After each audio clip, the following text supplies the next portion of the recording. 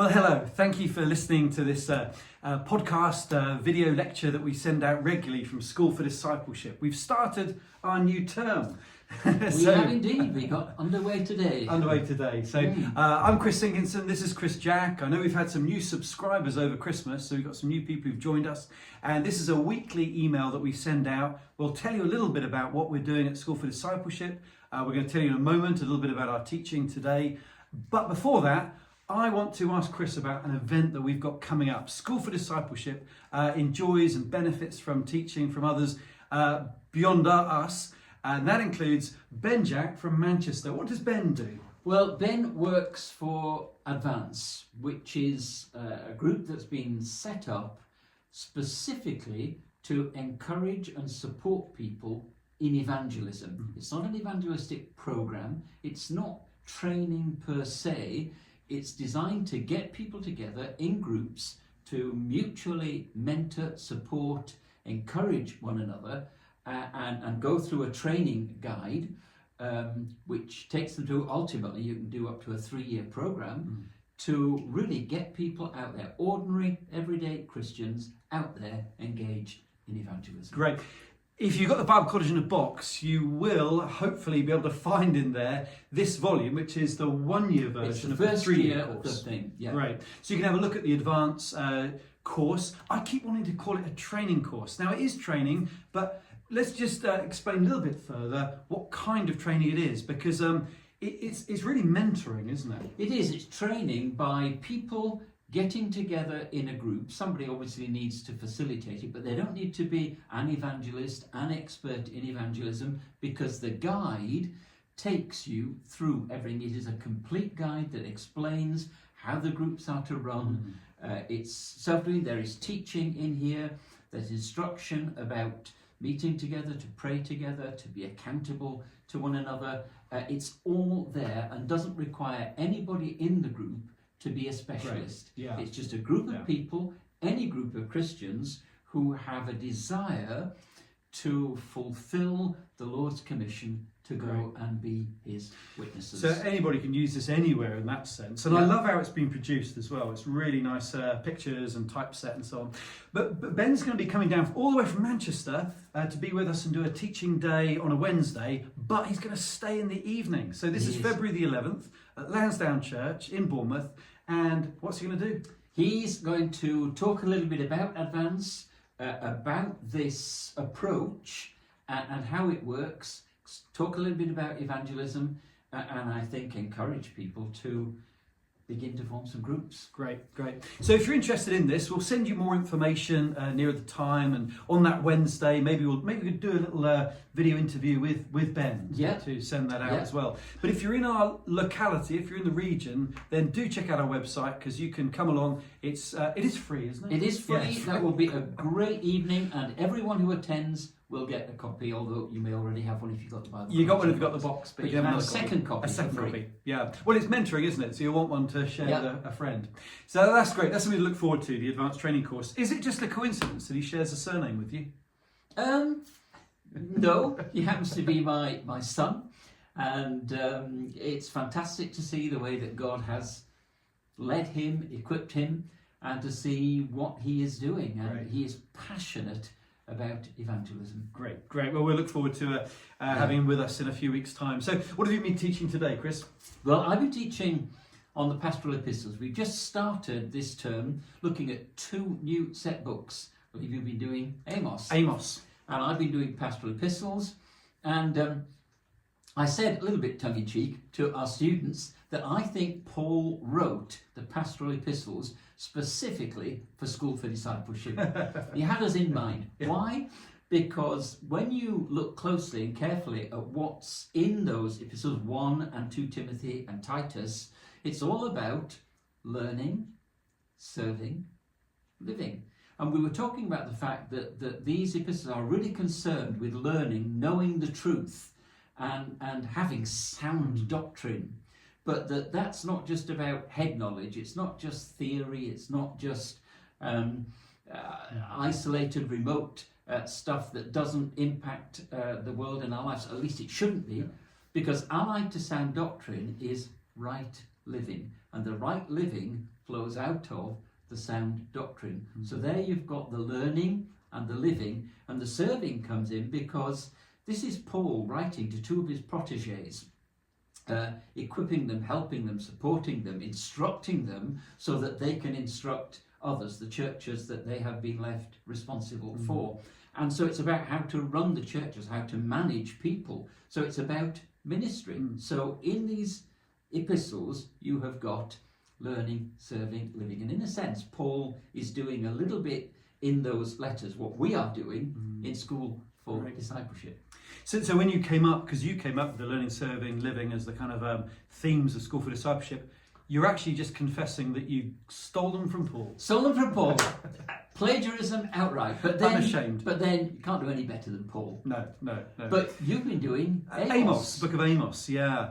And I mean, before I say what I've been teaching on Amos, I mean, I am just really enthusiastic about how this teaching program we're doing is very much rooted in the Bible as the textbook. Yeah. I mean, we've got lots of textbooks. We encourage people to read lots of different other secondary reading and so on, but the centre of gravity really is the Bible and immersing people in their study of the Bible. Got my Bible Yeah, here. there's your textbook. Yeah, and this is the heart and essence of what we do. And when we talk, obviously Bible, then we're teaching from here. When we talk theology, it's what's in here that gives us. When we're talking about practice, it's what this tells us about the principles of how we should live, how we should minister, and so on. So this is the core and essence of everything. So I'm going to be doing an immersive study in the book of Amos. So that's going to be 9 parts, nine lectures. So we go chapter by chapter through the book of Amos. And very different kind of feel, obviously, than the pastoral epistles. But still, learning, serving, living, I'd say still is the background to what we're doing. Because in Amos, I mean, what I find really helpful is to apply other things we've already learned to how we read the Bible. So, for example, we've done a visit to the British Museum. We've looked at the archaeological and geographical background of the Bible. And now when we work our way through the book of Amos, we'll see lots of examples where that helps us to read the Bible in context. So the archaeological discoveries that relate to the book of Amos. And today what we were looking at from the opening chapter is the geography and the geology. Lots of place names and geological features as well that are relevant. So for example, if you read the opening of Amos chapter 1, verse 1 and 2, we read that the date at which this happened is given to us, not by a date as we use dates, 700 BC, because they wouldn't have had those dates, but it's dated in terms of when particular kings were reigning in Israel and Judah, and 2 years before the earthquake. Now, isn't that interesting? They use an earthquake to date when Amos was speaking, because then we can look at the archaeological record. We can be pretty clear about when that earthquake happened. We looked at how Israel, Canaan, sits on the great fault line that runs from Syria down to Africa. And that's an earthquake zone, regular earthquakes, and pretty massive catastrophic earthquakes every few hundred years. So we're able to look at how in the archaeological record we can see a great earthquake. It would have been the time of these 2 kings, and so can pinpoint when Amos was prophesying sometime around 765 BC. Now, why is that relevant? I mean, you might say this is all very abstract. Why do we need to know these things?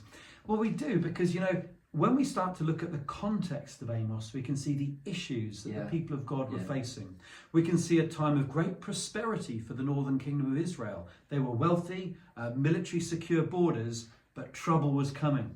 And the trouble wasn't simply that there was an Assyrian empire bubbling up on the horizon that would be the oppressors, but the trouble was already bubbling up because of their idolatry and the social injustice, the mistreatment of men and women for one another, the immorality. So all of these issues internally in Israel would be confronted by Amos. Those issues ring a few bells, don't they?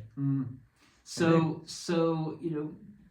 it's this whole business that there's nothing new under the sun, and the issues of life in broad terms are today what they were then, are they not? So that becomes the value for us, doesn't it? As we learn. So we make that journey, the learning, serving, living. We can see how this helps us in terms of living in the contemporary culture. I mean, when I mentioned about the rising Assyrian Empire as well, the storm clouds of war, as people say, they always seem to be on the horizon. We're uncertain about what the future holds. There's a lot of worry and uncertainty around right now.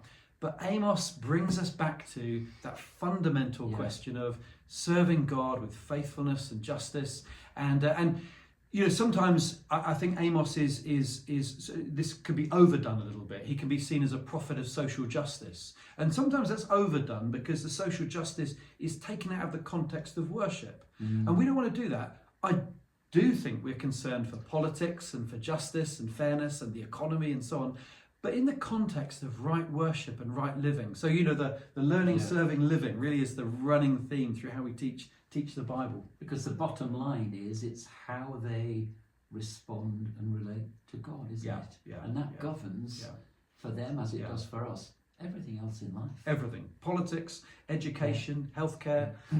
And so, you know, it's great to be embarking on these two great sections of Scripture as we make our way through. Chris, we keep looking down because there's something else I just want to show you that's arrived, that's helping us in our study.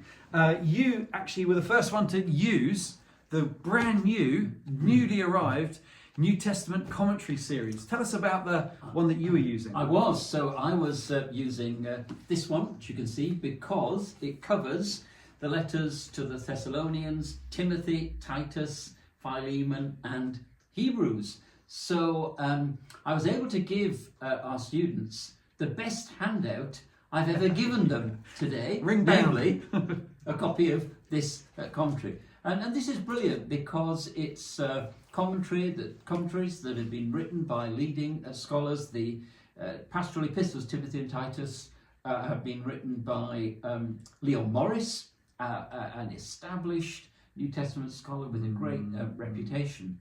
So it's solid, good stuff. But it's well presented with these pages on the side, on my left there, with students' notes, so they can use this as a course book. And there's introductory material relating to the passages that we didn't get into the details of the text today. It was preliminary background stuff, a bit like you did with Amos. But as we dig into the text next week and over the following weeks, we'll actually be able to follow the material here and build on that material that they've got in this excellent resource.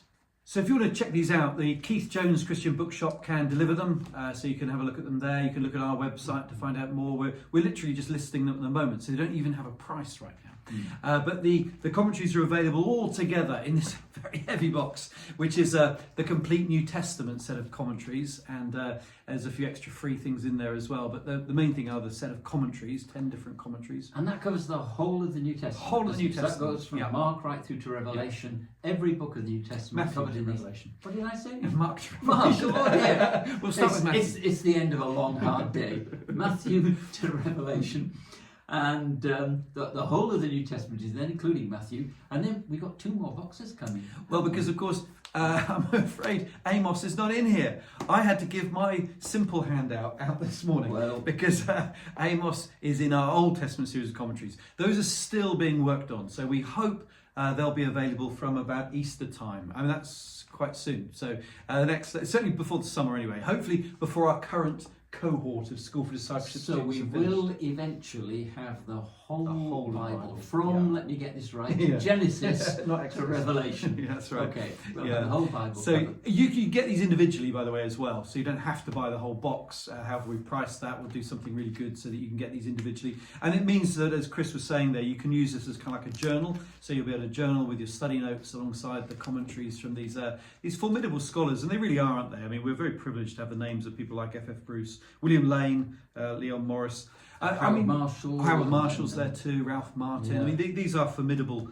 voices. Because what I like about this kind of work, Chris, I mean, I know these are scholars of yesteryear, but in a sense that helps us because there's something pretty timeless about the exegesis of the text. So they don't give you lots of like contemporary comments on who was a political leader or what was on TV or on the wireless, as they might have said, but they do give you really good sound exegetical comments. So it's the kind of timeless material of the commentary rather than the other stuff, which is important, but we kind of work that out for ourselves as we think about applying. Yeah, it's just a good solid base of introduction to the contents, because these commentaries in summary form, go right through the various Bible books, and you've just got that really good base that helps you understand and begin to get to grips with what these books are saying, which is fabulous. Yeah, and that's what we want to be doing. I was seeing in the news that sales of the Bibles are going up and up. Quite remarkable in the UK anyway, I'm speaking about the United Kingdom, but sales of the Bible are going up and up. Lots of people are after the Bible. Now, what a wonderful opportunity this is, not just to get the Bible into people's hands, but to get them reading the Bible, because there's a difference between the two, isn't there? And so not only should people be buying the Bible, but reading and studying the Bible. And so let's really work together in this. If you're part of our School for Discipleship community, one way or another, let's be part of this, encouraging the church, to encourage the world to not just get hold of a copy of the Bible, but to read it and study it. Isn't that exciting? It is. It's a great time to be involved in this. To be involved in things of this kind. Yeah. Great. Good to be working with you, Chris. So thank you very much for listening to this. We'll get another one out next week, and you'll be able to follow along with some of the other teaching we're doing here at School for Discipleship. Do check out our website. I introduced Caleb in an email I sent out last week, and Caleb is busy working behind the scenes to complete the video content that goes with all the textbooks in the Bible College in a box. And so lots of new material coming our way, so do take a look. But thank you for listening to this, and God bless you wherever you are. God bless. See you soon.